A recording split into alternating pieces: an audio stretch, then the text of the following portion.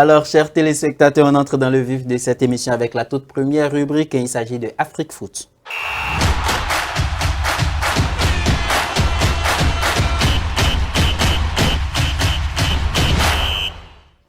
Dans Afrique Foot, nous allons parler du championnat professionnel de football béninois et nous allons parler de la 28e journée de la Ligue Pro béninoise avec un club qui continue de faire très bonne figure, surtout en cette deuxième partie du championnat. Il s'agit de Dadje FC qui a cartonné à domicile face à Boassinandé 4-2. Voilà un club Sheriff Montinwa qui est en train de nous émerveiller. Dadje qui continue son parcours dans la poule A qui est en tête de cette poule avec 5 points sur son poursuivant.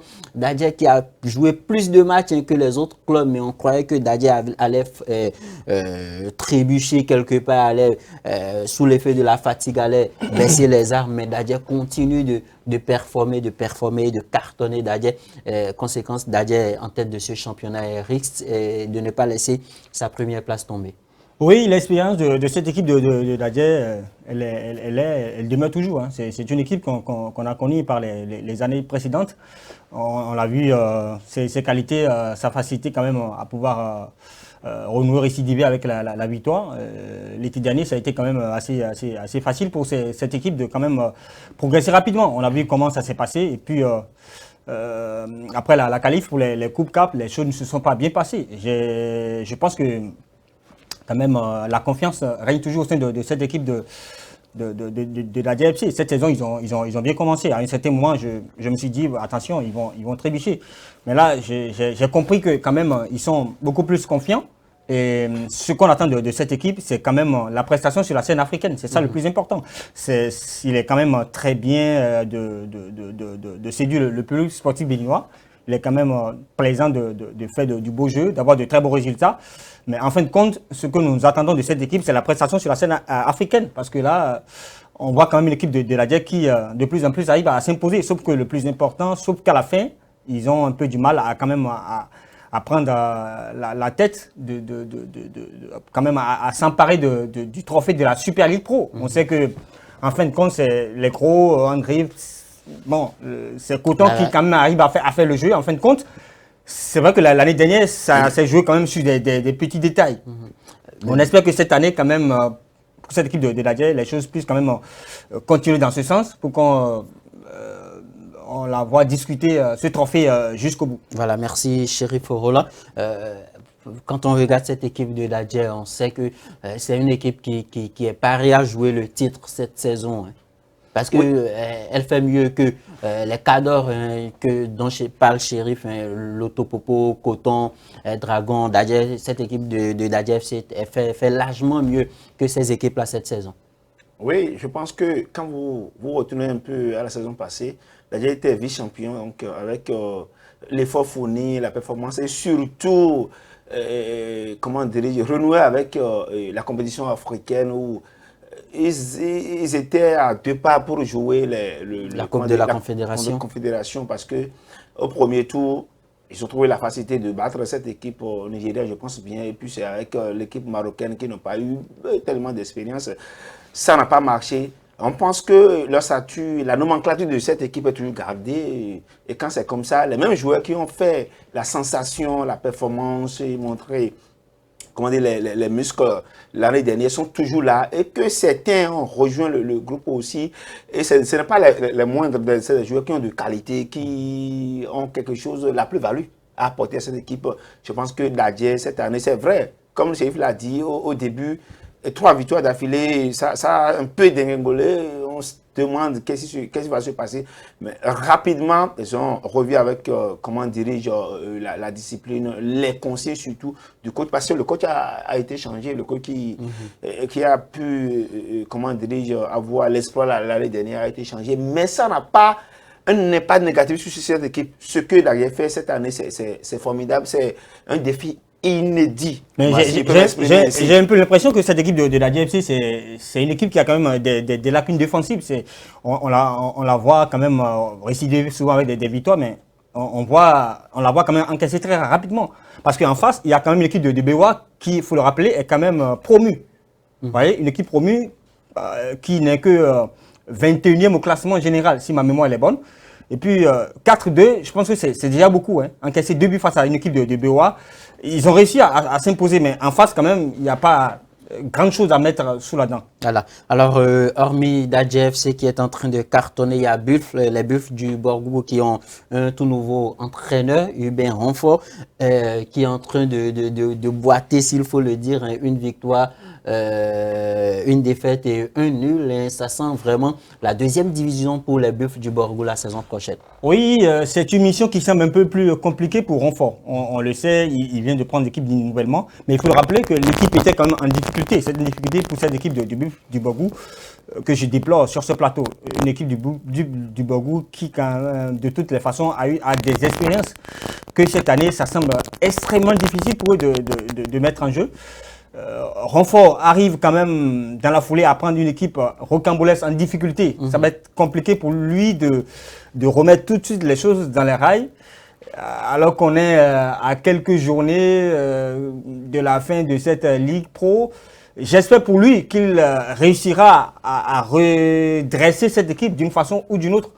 Alors, sinon, de toutes les façons, il a les armes qu'il faut dans la foulée pour ne serait-ce que redresser cette équipe sur de bons rails. De bons rails. Alors, il y a un autre club qui a enchaîné les défaites, qui a enchaîné les contre-performances, mais à domicile qui s'est relancé de la plus belle des manières. C'est l'Auto Popo qui a battu Dynamo de Parakou 4-0. Il fallait une telle victoire pour redonner confiance à un club tel que l'Auto Popo. C'est de bon augure. Quand on voit cette équipe qui est en difficulté depuis le début de cette saison, qui a un nouvel entraîneur avec le changement du staff et les nouveaux joueurs qui viennent de l'extérieur et que les résultats probants ne sont pas au rendez-vous, on se pose assez de questions. Mais déjà, cette victoire, 4-0, hein, donne déjà un ouf de soulagement pour cette équipe, comme un engagement, un encouragement pour cette équipe. Restons, comment dirais-je, tranquille pour voir la suite. C'est de bon augure, c'est un bon départ parce que quand vous engrangez des défaites, on se pose assez de questions. Et dans le groupe aussi, et ça dit, il n'y a pas, c'est tellement une confiance. Parce que 2 fois, 3 fois d'affilée, vous tombez, ça dit, on se dit, bon, tout est fini, qu'est-ce qu'il faut corriger? Parce que d'ailleurs, c'est un nouvel entraîneur, il ne mettait pas trop l'environnement du Bénin. Moi, je me pose cette question, c'est un Sénégalais, mais il doit avoir certainement d'expérience. Et il est venu avec ses joueurs, certainement, il a une confiance sur ces joueurs-là, mais quand ça dégringole un peu comme ça, on se pose assez de questions. Ce qui est sûr, cette victoire doit donner, comment dirige une force à cette équipe, surtout l'entraîneur de travail. Ce qu'il a mis en place, le système, et les joueurs qu'il a convoqués, il doit, comment dirige, continuer parce qu'on dit, on ne change pas l'équipe, il gagne. Quand vous gagnez 4-0, il faut toujours maintenir l'équipe les journées prochaines pour engranger assez de victoires. Oui, mais ce qui est quand même à déplorer au vu de cette équipe de l'Auto Popo, c'est contre-performance cette saison. C'est une équipe qui a les moyens qu'il faut pour, de toutes les façons, progresser. On a vu dans les années précédentes renfiler des titres en absence de Coton. Mais depuis, on a un peu l'impression que Coton est arrivé, les choses ont un peu changé, mais au fil du temps, on a un peu comme l'impression que la mission semble extrêmement plus compliquée pour cette équipe de l'Auto Popo, qui a complètement régressé hein, en termes de classement général. Donc, on espère pour cette équipe avoir dans le temps les ressources nécessaires qu'il faut pour pouvoir se redresser dans il y a aussi ce changement d'entraîneur parce que je pense en 5 saisons, l'Auto a connu plus de 12 entraîneurs. Même Mathias de Guénon qui a remporté le championnat en 2020 est revenu la saison passée. Et c'était pratiquement la même chose cette année. Oui, donc il faut aussi donner la chance aux entraîneurs de travailler dans le temps pour pouvoir avoir des résultats qu'on souhaite. Et alors, autre match, c'est celui de Coton FC, le champion en titre qui a fait un match nul avec la complicité de la réalisation. Nous allons voir les différents résultats des matchs qui ont été joués ce week-end lors de la 28e journée. Hein. On a vu dans la poule Banigansé qui a eu raison de Béké FC sur le score de 2-0. On disait tout à l'heure, les Buffles du Borgo du Ben Renfort ont été tenus en échec par Dynamique FC, 0 but partout. Dadia a cartonné à domicile, 4-2 face à Boa Sinandé, 0 but partout entre AS Tonnerre et Rodio FC.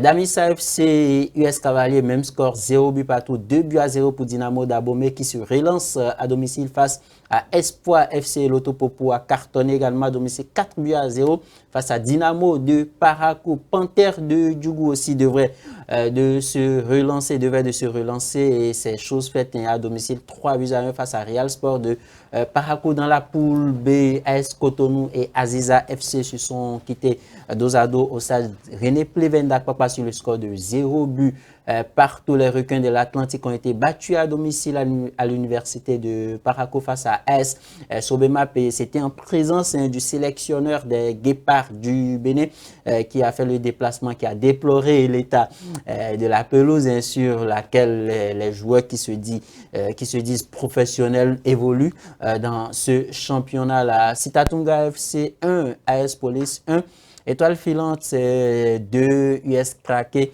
3. Un but partout entre le leader de la poule B, Dragon FC, et Aspac dans un match très disputé. Aema est arrivé à bout de Avranco Omnisport sur le score de 1-0. Coton FC et Adidja FC ont fait match nul, 0 but partout. Au terme de ces différents matchs, voilà comment le classement se présente au terme de cette 21e journée du championnat dans la poule A. On voit Dadje qui prend 5 points d'avance sur son poursuivant et comme on appelle US Cavalier qui a pourtant fini champion en titre, voilà, lors de cette mi-parcours du championnat. Damissa pointe à la 3e place avec 37 points après 21 journées. Dynamo d'Abomey 4e avec 37 points. Panthère de Djougou 5e, 36 points, 33 points pour Rodio. Banigansé qui pointe à la 7e place avec 31 points. On retrouve l'Autopopo qui, entre-temps, lors de la 20e journée, était 11e avec 7 victoires. La remonte à la 9e place, qui est synonyme de rester en première division. Les Buffles du Borgo sont 12e avec 27 points. Il n'y a que, je dirais, 3 points, un match qui sépare l'Autopopo des Buffles du Borgo. Donc la première division n'est pas encore une mission impossible pour les Buffles du Borgo. Et pour fermer la marche dans la poule A, on a Dynamo de Parakou qui est 18e, donc relégué pour la 3e division. Dans la poule B, Dragon, malgré son nul, conserve sa place de leader, mais qui partage les mêmes points que AS Sobemap, 36e. Ça s'annonce très compliqué la suite de ce championnat, surtout dans la poule B. Coton qui est 3e avec 2 points de moins que les deux premiers. US Craqué 4e avec 33 points. Les 4 équipes, j'y arrive, de la poule B qui viennent en tête de cette poule B se tiennent seulement à 3 points et on retrouve à la 9e place AS Police avec 27 points. AS Cotonou qui est 11e avec 22 points et 17e Étoile Filante avec 12 points au compteur. 18e la jeunesse sportive de Ouida qui a été reléguée suite à des sanctions. Voilà ce qu'on peut retenir de cette 21e journée du championnat professionnel de football béninois. Le cap est mis pour le week-end prochain, pour la 22e journée. Alors, chers téléspectateurs, je le disais à l'introduction de cette émission, Guernora a livré sa liste des joueurs convoqués, la liste de Guernora pour la 5e et 6e journée des éliminatoires de la Coupe du Monde à venir. Les Guépards joueront le Zimbabwe en Afrique du Sud et vont recevoir également l'Afrique du Sud au stade Félix Houphouët-Boigny d'Abidjan, puisque le stade général Mathieu Kérékou de Cotonou n'est pas encore homologué. Alors, avec la complicité de la réalisation, nous allons suivre un extrait de cette conférence de presse de Guernora. Sollicité, et donc il nous manquera des joueurs, on en parlera tout à l'heure malheureusement, mais nous avons des joueurs qui sont là pour les remplacer. Je m'appuie sur un groupe qui a l'état d'esprit bénin, c'est-à-dire un état d'esprit de solidarité, de combativité et de fierté de pouvoir porter le maillot du pays. Et ça, c'est le premier critère pour nous de pouvoir sélectionner les joueurs. Il y a des garçons qui ne sont pas là parce qu'ils n'ont pas respecté complètement cet état d'esprit. On attendra l'évolution, ce qui va se passer. En tout cas, on sait aussi qu'on n'a pas énormément de joueurs qui jouent dans les grands clubs. Et on a aussi des joueurs qui n'ont pas beaucoup de temps de jeu. Alors, peut-être qu'on va communiquer la liste. Je vous laisse faire, Hugues, s'il vous plaît. D'accord. Donc, la liste de Guénoror, 3 gardiens de but, Marcel Dandino, Satuné Alagbé et Serge Obassa. Les défenseurs, Moïse Adileou, Rodrigue Fassino, David Kiki, Rabiou Sankamao, Brandon Agounon, Tamimou, Mohamed Tidjani, Yuan Roche, Rachid Moumini, les milieux Matteo Arlinvi, Doku, Dodo Cécile Almeida, Imran Hassan, Samadou Atidjikou, Mariano Arangbo, Ghislain Aoudo, et puis les attaquants Jodel Dossou, Andreas Rontondi, Steve Mounier le capitaine, Junior Olaïton, Candace Fiobé, Steve Warren, Traoré. Donc voilà la liste de Guénoror que vous venez de suivre en live. Coach. Oui, donc dans la liste, vous avez vu qu'il nous manque Tosin Ayegoun, il est blessé encore. C'est toujours la même blessure derrière la cuisse. Donc on est en contact avec lui et son staff parce que c'est assez problématique. Ça fait 4 fois qu'il rechute sur la même blessure. Donc il doit y avoir un problème dans le staff médical, voire dans son préparateur physique qui n'arrive pas à lui redonner la santé. On aurait eu tellement besoin de Tosin dans ce match-là que c'est regrettable. Ensuite, on a toujours Cédric Huntonji qui est encore out pour 2 ou 3 semaines. Donc, malgré les soins qu'il suit très sérieusement, il ne sera pas là avec nous. Et il manque également Olivier Verdon. C'est un cas un peu différent. Il n'est pas blessé, mais il y a eu des soucis on va dire, de communication et aussi de respect mutuel qui font qu'on n'a pas pu l'avoir pour les 2 derniers matchs décisifs. Et il a oublié un peu de nous expliquer, voire de nous envoyer les raisons véritables pour son absence. Donc, il a été sanctionné en étant exclu de ces matchs, les 2 matchs. Il faut veiller à l'état d'esprit, il faut veiller à la discipline du groupe. Et si un joueur n'adhère pas à ces critères-là, il est difficile de faire partie de notre équipe, même si c'est le seul qui joue en Europe avec son club, ou qui jouait jusque-là. Maintenant, ils sont éliminés avec Ludo Goretz, mais c'est quand même dommage. Et on espère, on est en contact avec lui, il regrette son comportement, et j'espère que la fédération va pouvoir aussi entrer dans nos, on va dire, discussions pour pouvoir établir donc une sanction qui pourrait prendre fin bientôt, nous l'espérons.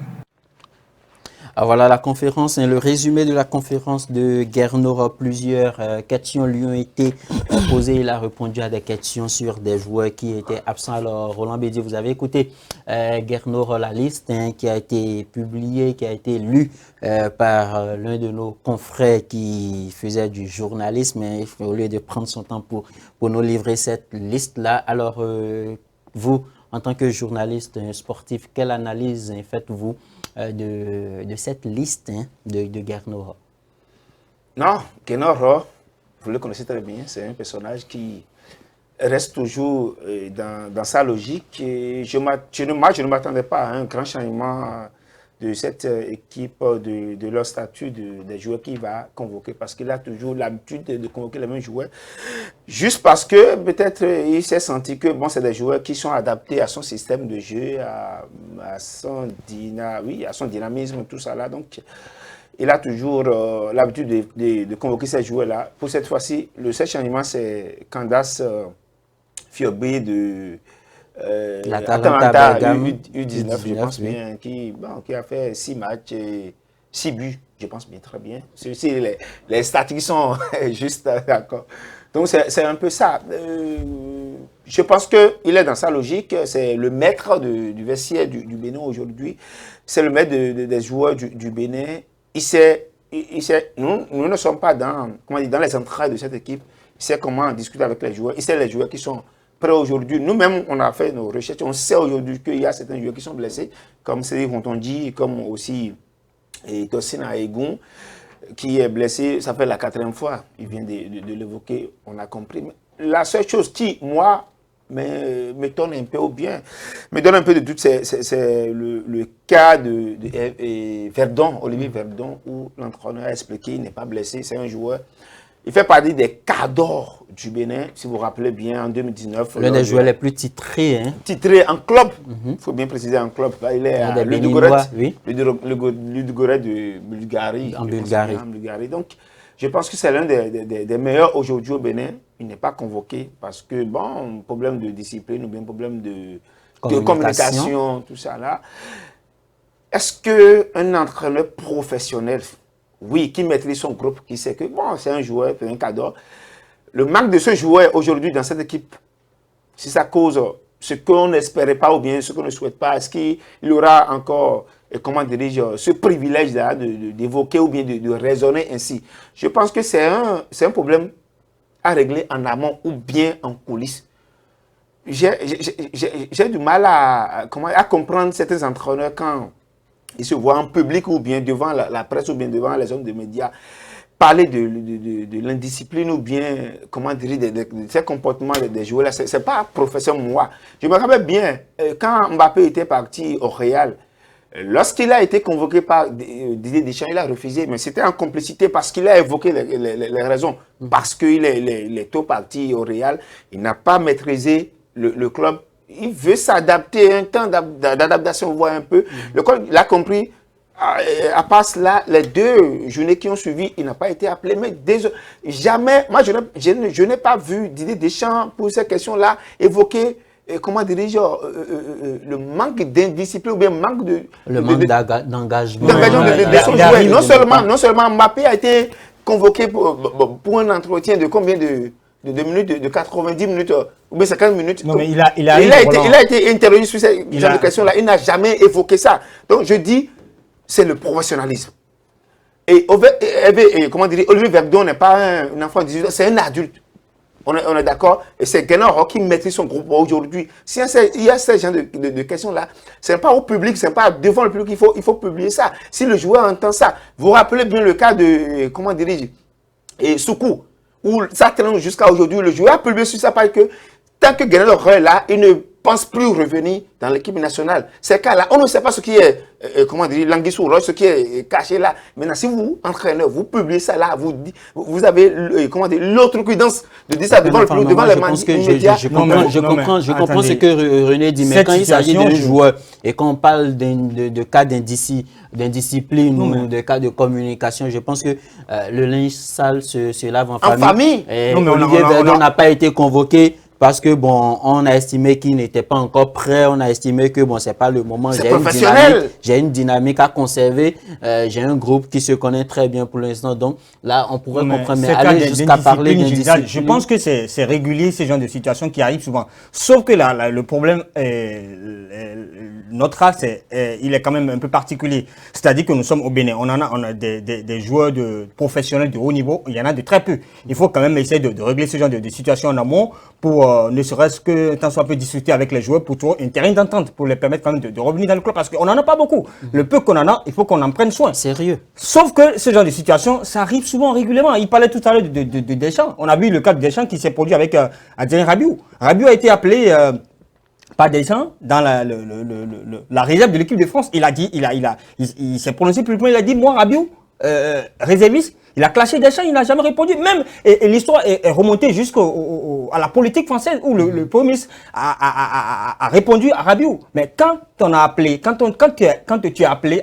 à défendre le drapeau national, tu as l'obligation de répondre. Et ça a pris des temps avant que Rabiot ne se comprenne avec Deschamps. La même situation s'est répétée avec Karim Benzema. Karim Benzema, à plusieurs reprises, des situations, le personnage qui est en pleine forme avec le Real de Madrid et qui a toujours eu des soucis avec son coach et Didier Deschamps. Et ça a pris des temps avant que les deux parties ne se comprennent. Mais quand il est revenu, la même situation s'est reproduite. Et finalement, l'attaquant du Real Madrid était contraint à la retraite internationale. Je pense que ce genre de situation, elle est souvent régulière. Ça arrive souvent dans des équipes données. Et nous, qui sommes journalistes, on n'est pas en griffe dans le secret des dieux, on n'est pas en coulisses, on ne sait pas ce qui se passe entre les coachs et les joueurs. Mais j'estime que le cas du Bénin, il est quand même beaucoup plus particulier parce qu'aujourd'hui, on n'en a pas des joueurs de haut niveau. Le problème du Bénin, c'est qu'on n'en a pas de haut niveau. Il a reconnu, lui-même il a dit c'est le seul qui évolue en Europe, qui a du temps de jeu. Et moi, je pense qu'il y a un souci entre le coach et entre le sélectionneur et le joueur. Parce que quand tu parlais, tu dis, d'ailleurs, même ils ne jouent plus, ils ont été éliminés. On ne peut pas parler de son joueur comme ça. C'est comme si vous avez une dent contre le joueur en question. Donc moi, je pense que si vous reconnaissez qu'il est le seul joueur évoluant en Europe, qui a du temps de jeu, le seul Béninois le plus titré en club. Vous le laissez parce que quoi? Vous voulez faire parler votre ego, vous voulez faire parler votre talent de sélectionneur. En tout cas, moi, pour tout ce qu'on souhaite à Guerno, c'est quoi? Que ces joueurs-là qu'il a sélectionnés puissent vraiment répondre présent afin qu'ils puissent faire des résultats lors de ces 2 prochaines journées. Parce que quand ça va capoter, eh bien bon, c'est toujours nous qui allons lui poser les mêmes questions et il va toujours trouver du temps pour nous donner les réponses qu'il faut. Je ne vous arrête pas, mais référons un peu au cas de Merti en 2015, où Messi a refusé de revenir, de jouer dans le club. Il s'est fait que c'est le président de la République qui s'est déplacé. Non, mais bon, on va pas oui, non, c'est vrai que n'a pas raison. Cristiano Ronaldo, au Portugal. C'est vrai. Est-ce qu'une fois vous avez entendu ce genre de propos-là? Vous avez dit des entraîneurs envers ces joueurs. Non. Vous n'aurez pas. Et puis, ça agace. Quelques minutes après sa conférence de presse, Olivier Verdun a publié un message sur sa page en notifiant que, en tout cas, son message montre clairement que ce n'est pas un souci d'indiscipline ou quoi d'autre. Il a été blessé. Il a expliqué qu'il a été blessé. C'est comme s'il n'a pas eu le soutien des gens qu'il faut. Donc, il s'est retrouvé seul avec son club face à sa blessure qui a été vraiment un handicap pour lui. Du coup, il a haussé le ton. Donc, du coup, on pense qu'il a été indiscipliné. Justement, c'est pour cette raison que je parle des coulisses. C'est-à-dire des choses qui seraient des appels téléphoniques qui auraient peut-être dans la foulée tourné au virage entre le coach et le joueur. Peut-être que nous, on ne saurait peut-être pas. Mais j'espère que les deux parties puissent trouver rapidement un terrain d'entente. Parce qu'il y a beaucoup le calendrier quand même pour les départs du Bénin. Le calendrier, il est large. Là, il va falloir rapidement aux deux parties de trouver. Voilà la raison pour laquelle je dis il semblerait que le coach ait une dent contre Olivier Verdun. On lui a posé une question sur la situation de Steve Mounier en club. Vous n'êtes pas sans savoir que Steve Mounier est en Allemagne et il a très peu joué ces derniers temps. Voilà la réponse que le sélectionneur nous donne quand il s'agit de Steve Mounier avec la réalisation. Steve est un professionnel 100%. Il est impliqué aussi dans son rôle de capitaine comme il faut. Il a un leadership reconnu par tous. Il ne joue pas beaucoup à Augsbourg, c'est vrai, mais il s'entraîne bien. Quand il joue, il est bon, il a tiré sur le poteau, il a fait une passe décisive. Je l'ai vu jouer là-bas quand même un peu. Et on n'a pas de souci par rapport à ça. On sait qu'ici, il va tout donner. Et s'il faut 90 minutes, il va aller faire les 90 minutes, comme il a prouvé en Libye ou contre le Nigeria. Et c'est vrai que c'est malheureux. Il aurait peut-être pu rester à Brest. Il voulait partir à l'intersaison. Ils n'ont pas voulu le laisser partir. Ces moments-là sont toujours délicats lorsqu'il y a une période de transfert. Voilà. Mais on va tous se retrouver au mois de juin. Et je voudrais, pour terminer, dire qu'au mois de juin, on aimerait revenir jouer ici, retrouver nos supporters, faire un stage de 10 jours. C'est-à-dire demander aux joueurs de venir plus tôt, ils finissent le 15 mai à peu près la saison dans leur club. Et au lieu de venir le 2 juin, où c'est la date FIFA officielle, on les invite déjà le 23 mai. pour faire un stage. Et là aussi, inviter des gens qui hésitent encore, peut-être des binationaux, voir comment on travaille. Ça serait un match amical à organiser, on a le droit de faire ça, même si le stade n'est pas encore homologué. Quand il s'agit de Steve Mounier, on a vu le coach défendre. C'est ce que vous disiez tout à l'heure. Le coach est appelé à défendre son joueur. Steve Mounier ne joue pratiquement pas à Augsbourg. Il joue des miettes et on lui donne des miettes de minutes qu'il dispute. Et voilà ce que le coach nous dit, et le sélectionneur Gernot nous dit. Il a vu jouer, il a tiré sur le poteau, il a fait passe décisive. C'est de ça qu'on a besoin pour notre équipe nationale. Sans parler de, comment on appelle le joueur, son nom m'échappe, dans le club, l'équipe nationale, comment on l'appelle, Jodel Dossou, qui a encore été appelé, mais nous allons nous intéresser au cas de Steve Mounier. Vous pensez que le temps de jeu de Steve Mounier peut lui permettre de disputer ces 2 fois 90 minutes là à 100%? Bon, je pense que les propos de Gennaro ont tendance à comprendre que nous sommes dans la cour du roi Pété où tout est permis. Si vous avez, c'est-à-dire, vous soutenez Steve Mounier, oui, c'est un cadeau, comme il a dit, tout ce qui est important pour l'équipe, mais pourquoi vous mettez l'autre devant la scène? Parce que moi je déplore, Steve Mounier n'a pas de temps de jeu, tout le monde sait aujourd'hui, et ce qui est codifié, c'est quoi? Quand vous n'avez pas de temps de jeu, vous n'êtes pas convoqué, vous ne jouez pas. C'est-à-dire, c'est comme si vous n'êtes pas en jambe. Non, mais c'est que vous n'êtes pas en jambe. L'explication du coach, on sent des détails. C'est-à-dire, il nous explique que le cas de Verdon, c'est un cas d'indiscipline. C'est-à-dire que le joueur ne se serait pas peut-être comporté bien envers le coach qui lui soit le patron. Mais là, clairement, on est dans le cas de Steve Mounier, on est quasiment dans un site d'imperformance. Parce que quand un joueur n'a pas de temps de jeu, ça veut dire qu'il n'est pas performant. C'est un véritable problème. Et moi, ça me fait de la peine pour Steve Mounier. Steve Mounier, et là, je l'avais dit sur ce plateau, j'ai dit, mais il ne peut pas quitter le club français, Brest, voilà, qui devrait jouer la Ligue des Champions. Et dans la foulée, on avait évoqué le temps des discussions d'augmentation de salaire. On avait évoqué ce genre de situation. Mais je dis, mais si c'était pour une raison d'augmentation de salaire, que si Mounier avait quitté Brest pour rejoindre Augsbourg, et aujourd'hui, il est en train de errer quand même sur le banc de touche, c'est déplorable. En tout cas, nous sommes pris par le temps et nous allons demander à la réalisation de nous remettre la liste des joueurs qui ont été convoqués par Gernot et Roland Bédier l'a dit. Il y a une nouvelle tête, un jeune binational. Il s'agit de Candace Fiogwe qui évolue avec l'équipe réserve des U19 voilà, de l'Atalanta de Bergame en Italie. C'est un attaquant. Il est efficace devant les buts. Alors, gardien de but, les 3 gardiens. C'est toujours avec ces 3 gardiens-là que Guernois, pour la plupart du temps, évolue. Marcel Dandilou, qui est en Afrique du Sud, Saturnin Alagbé et Serge Obassa.